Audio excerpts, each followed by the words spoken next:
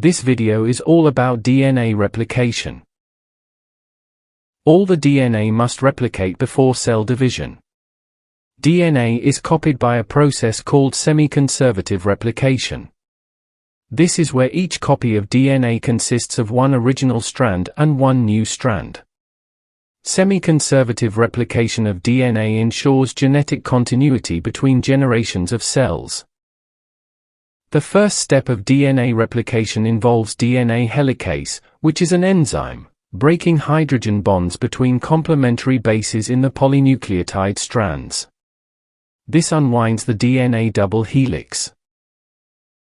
Each of the strands acts as a template.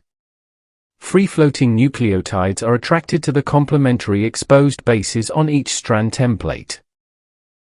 The adjacent free-floating nucleotides are then joined together by condensation reactions, catalyzed by DNA polymerase, which is another enzyme.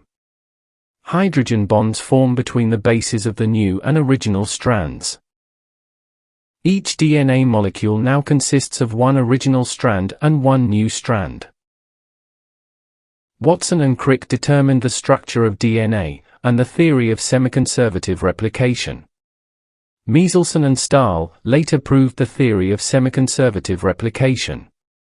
They did this by using bacteria and two nitrogen isotopes, heavy nitrogen and light nitrogen.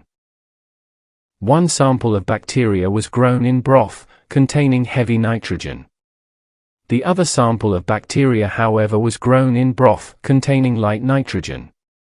The bacteria took up the nitrogen from the broth to make new DNA nucleotides. DNA was collected from each sample of bacteria and spun in a centrifuge. Heavy nitrogen settled near the bottom of the centrifuge tube, whereas light nitrogen settled near the top of the centrifuge tube. The bacteria from the heavy nitrogen were then placed in the light nitrogen broth.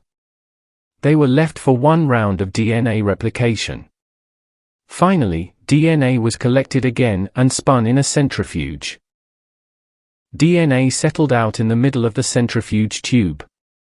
This is because the DNA contained a mixture of heavy nitrogen and light nitrogen.